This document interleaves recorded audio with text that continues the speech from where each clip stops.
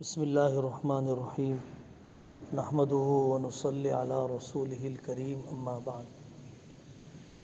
یہ ساتھی اردو سمجھ لیتے ہیں۔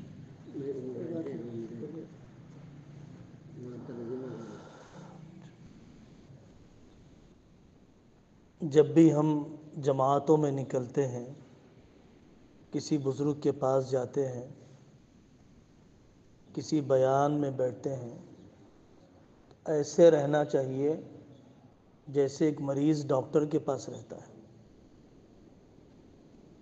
آپ نے کبھی نہیں دیکھا ہوگا کہ مریض اپنی صحت کی چیزوں کو یاد کر کے بیٹھتا ہوں،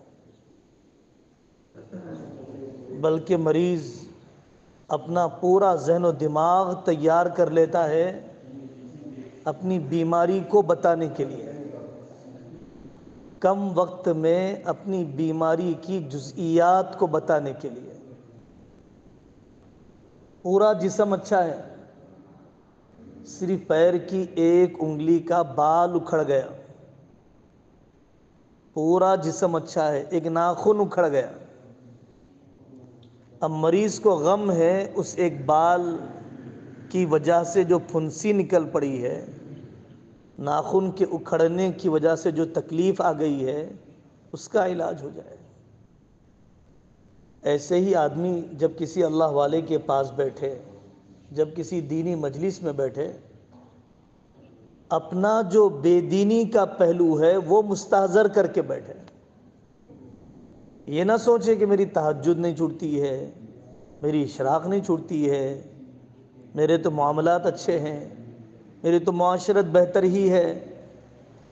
اپنی زندگی کے جو نقص ہیں، جو کمی ہے، جو بال برابر عیب ہے، جو ناخن کے اکھڑنے کے برابر گناہ اور معصیت ہے، اس کو سوچ کر بیٹھے گا، اللہ اس کی اصلاح فرمائے گا۔ اسی لیے بعض اللہ والوں کا معمول لکھا ہوا ہے کہ وہ کسی نیک بندے کی مجلس میں جانے سے پہلے دعا کرتے تھے کہ اے اللہ میری نگاہوں میں میرے عیب کھول دیجئے، اپنے اس نیک بندے کے کوئی عیب میرے سامنے نہ کھولیے۔ میرے عیب میرے سامنے کھل جائیں گے تو بہت فائدہ ہوگا، لیکن اس بندے کے جس کو اللہ والا سمجھا جاتا ہے، اگر اس کے عیب میرے سامنے آئیں گے تو میرا نقصان ہو جائے گا۔ محاسن بھی ہر ایک میں ہے، معائب بھی ہر ایک میں ہے، خوبیاں بھی ہے، خامیاں بھی ہے۔ دوسری بات یہ ہے میرے بزرگوں، دن پورا کرنا اصل نہیں ہے، عمل پورا کرنا اصل ہے۔ ڈاکٹر کے پاس جاتے جاتے آدمی دیکھتے رہتا ہے میرا بی پی کنٹرول ہوا نہیں ہوا، شوگر قابو میں آیا نہیں آیا۔ ویٹ لاس کرنے والے لوگ وزن دیکھتے رہتے ہیں، وزن کم ہوا نہیں ہوا۔ دن گزرتے ہوئے ٹٹولنا چاہیے کہ میرا غصہ واقعی قابو میں آیا نہیں، ساتھیوں کے ساتھ نبھنے کا سلیقہ آیا یا نہیں، خدمت کا جذبہ بنا ہے یا جی چرانے کا ہنر آ گیا۔ داماد سے تعلقات پہلے بھی الجھے ہوئے تھے، اب بھی الجھے ہوئے ہیں۔ بہوؤں پر زیادتی پہلے بھی ہوتی تھی، اب بھی ہو رہی ہے۔ بہن کی میراث پہلے بھی نہیں دیا تھا، اب بھی نہیں دیتا ہے۔ پہلے بھی سودی لون سے نہیں بچا تھا، اب بھی نہیں بچتا ہے۔ پہلے بھی مزدوروں کی تنخواہ بر وقت نہیں دیتا تھا، اب بھی نہیں دیتا ہے۔ دن پورے ہو گئے، کام پورا نہیں ہوا، دن پورے ہو گئے، علاج پورا نہیں ہوا۔ آپ نے کبھی نہیں دیکھا ہوگا دواخانے میں کہ مریض سے ڈاکٹر کہتا ہے کہ آپ کو 1 ہفتہ رہنا ہے، آپ کو 6 مہینے علاج کرنا ہے، تو مریض کی نظر اس بات پر نہیں ہوتی کہ 6 مہینے پورے ہو جائیں، اس کی نظر اس بات پر ہوتی ہے کہ مجھے افاقہ مل جائے بیماری سے، میرا یہ پھوڑا ختم ہو جائے، میرا شوگر واقعتاً کنٹرول ہو جائے۔ تو یہ دوسری بات ہے میرے بھائیوں کہ صرف وقت پورا کرنے پر توجہ نہ ہو، بلکہ عمل پورا کرنے پر، علاج پورا کرنے پر، تربیت کے پہلو کو پورا کرنے پر ہماری توجہ ہو۔ تیسری بات یہ ہے اصل امتحان تو مقام پر جانے کے بعد کا ہے. یہاں پر رہتے ہوئے 8 رکعت تہجد پڑھ لیتا ہے، مقام پر رہ کر فجر کے بھی لالے پڑ جاتے ہیں. یہاں پر رہ کر 17 رکعت بھی پڑھ لیتا ہے عشاء کی. مقام پر رہتے ہوئے 4 رکعت بعد جماعت صف اول کی مشکل ہو جاتی ہے. یہاں پر رہتے ہوئے 3 پارے بھی پڑھ لے گا. مقام پر رہتے ہوئے سورہ یاسین بھی مشکل ہو جاتی ہے. مقام پر آدمی اپنے آپ کو جمائے. مولانا روم رحمۃ اللہ علیہ نے مثال دی ہے کہ جیسے ایک آدمی کرتب باز تھا، سرکس میں جانوروں کو، درندوں کو لے کر کرتب بتانے والے ہوتے ہیں، شعبدہ باز ہوتے ہیں. تو وہ سردی کے موسم میں ٹھٹر کر پڑے ہوئے اژدہے کو لے کر کھیل کود کر رہا تھا، سکڑ کر بیٹھا ہوا سردی کی وجہ سے. تھوڑی دیر کے بعد جب دھوپ نکلی، تپش پڑی اژدہے پر، سب سے پہلے وہی بھاگ گیا جو کرتب بتا رہا تھا. تو جب تک آدمی حج میں ہے، جب تک آدمی عمرے میں ہے، جب تک آدمی جماعت میں ہے، جب تک آدمی خانقاہ میں ہے، اس وقت تک اس کا نفس سکڑا ہوا ہے. گناہ کا موقع ہی نہیں ملا، کوئی نظر ہی نہیں آتا، غصہ آنے کے اسباب ہی نہیں ہے.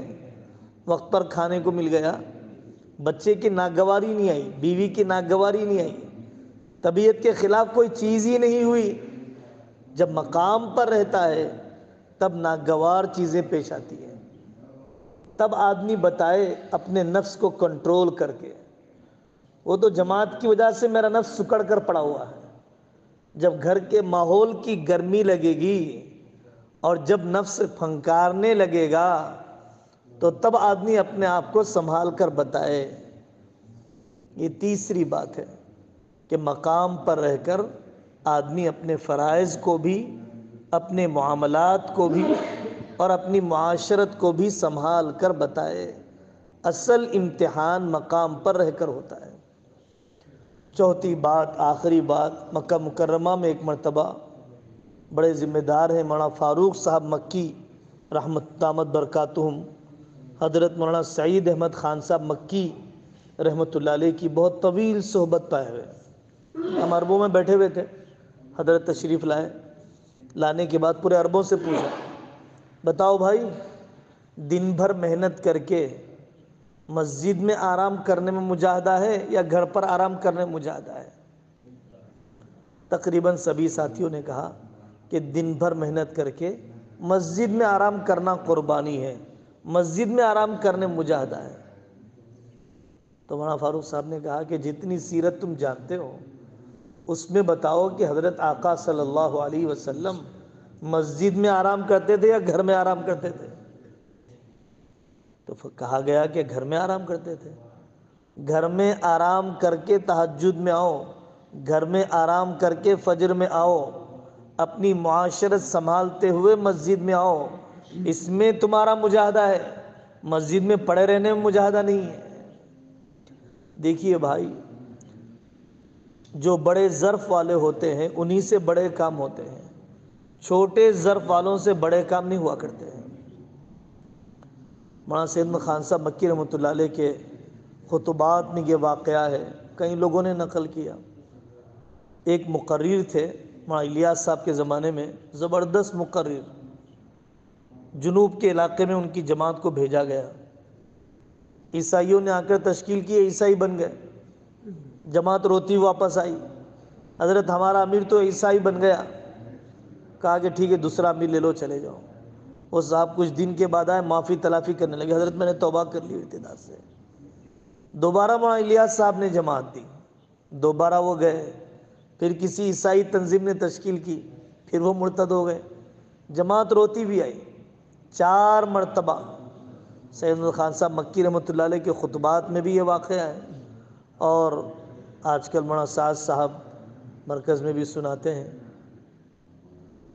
4 مرتبہ جماعت روتے واپس آئی، اور وہ صاحب چوتھی مرتبہ آئے، حضرت میں نے توبہ کر لی. مولانا الیاس صاحب رحمۃ اللہ علیہ پھر ان کو قبول کرنے تیار. لوگوں نے کہا حضرت یہ کب تک چلتا رہے گا؟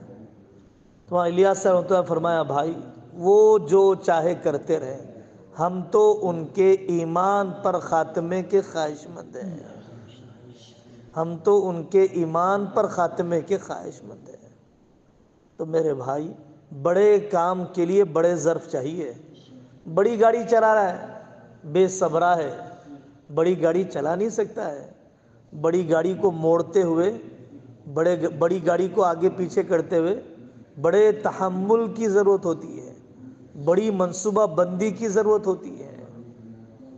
بڑے چپل چھوٹے پیر میں نہیں پہنے جاتے، بڑے چپل کے لیے بڑے پیر چاہیے، چھوٹے پیر میں بڑے چپل پہنتا ہے تو گر جاتا ہے۔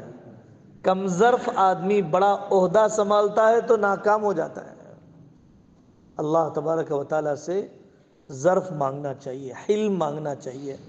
عربی زبان میں اسی کو حلم کہا جاتا ہے کہ اے اللہ مجھے حلم سے مزین فرما، مانگا گیا دعاؤں میں۔ اللہ تعالی ہم سب کو اجتماعی زندگی کی صفات عطا فرمائے، آخری سانس تک اپنی محنتوں کے لیے قبول فرمائے۔ دعا کر لیں تھوڑی سی، عامر صاحب وہ دعا کر دے تو اور اچھا خوشی ہوگی۔